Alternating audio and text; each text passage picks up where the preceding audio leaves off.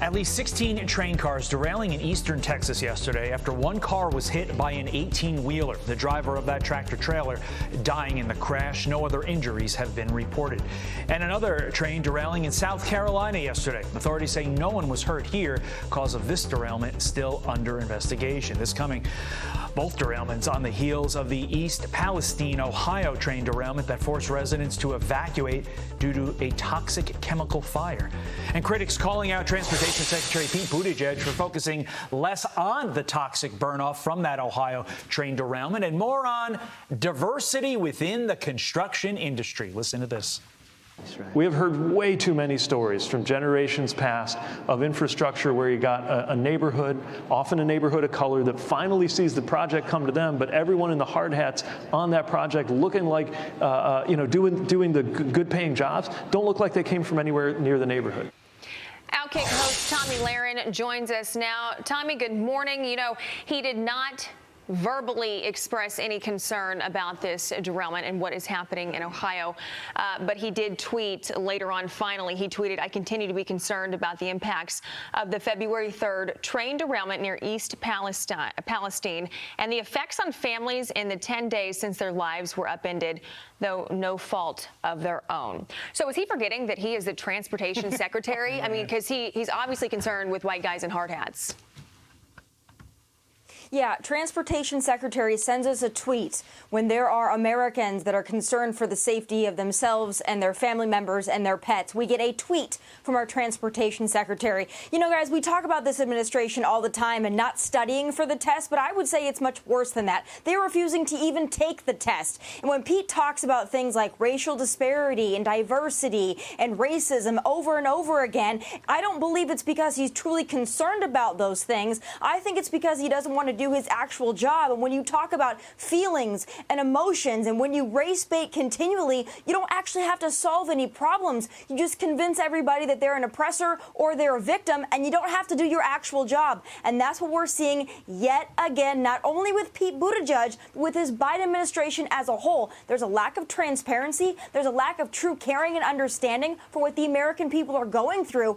It's at the point now where it is blatantly obvious and it is completely unacceptable.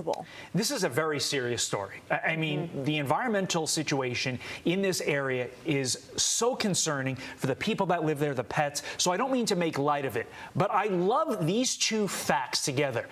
You don't hear anything, Tomi, from any of the environmentalists, the windmill solar panel crew. But who do you hear from? Far-left squad member Ilhan Omar actually ripping Buttigieg's response, writing, quote, "East Palestine railroad derailment will have a significant negative impact on the health and well-being of the residents for decades, and there is almost zero media attention. We need congressional inquiry and direct action from Pete Buttigieg to address this tragedy." So, Tomi, how bad are you at your job when even Ilhan Omar calls you out? Well, I think that there is going to be a lot of infighting within the Democrat Party. You know, all eyes are on the Republican Party and who our nominee is going to be and the fractures in this party. But there's a very real fracture happening and has been happening in the Democrat Party. You've got a lot of those squad members, those far left members that are completely unhappy with this administration because not only are they not doing their job, which most Americans are frustrated with, but they're not going to enough extremes for the left. So it's bad when you've got Ilhan Omar calling you out. I'm not going to go ahead and cheerlead for Ilhan Omar, but I will say this. Pete Buttigieg needs to not only study for the test, he needs to take the test. There are people that are very concerned about what's happening. But this is, like I said, the same song and dance from this administration. You've also got balloons overhead, unidentified flying objects, and this administration thinks that they are too good to give we the little people any type of transparency or any type of reassurance. And this is not just Pete. This is not just Joe. This is Kamala. This is everyone involved. This is an administration problem, and it starts from the top. So Joe has to answer for this, too. Well, and there was a News Nation Now reporter who was arrested for trying to get some answers. So it's like, now we can't even do our jobs. It's just the whole situation is bizarre.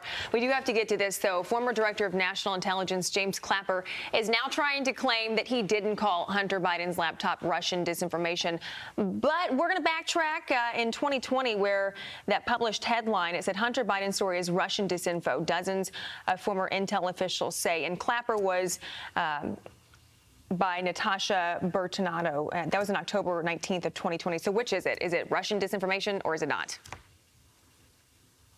Yeah, or you can go the route of AOC and call the laptop half fake. So listen, there are a lot of folks out there now that look very bad for everything that they said intentionally about this laptop and this so-called Russian disinformation. They are now attempting to rewrite history to make themselves look good. And unfortunately for the average American viewer and the average American voter, they might just get away with it. But that's why we have to remind people of the actual facts on the ground, the actual history. This laptop is going to come back to haunt a lot of people, not just Hunter, not just Joe, but a lot of these intelligence officials that should have our trust and confidence, and they lost a lot of it. And now they're attempting to make it seem like none of this even happened. Too bad we have the headlines and we have the facts. Yeah, Clapper, he was one of the 50 intel officials that signed on to that. And to be clear, Tommy, literally on CNN, he said the following right after this all came out. To me, this is classic textbook Soviet Russian tradecraft at work. That seems pretty clear to me. Tomi Lahren, always clear,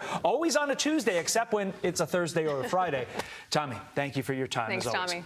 I'm Steve Ducey. I'm Brian Kilmeade. And I'm Ainsley Earhart. And click here to subscribe to the Fox News YouTube page to catch our hottest interviews and most compelling analysis.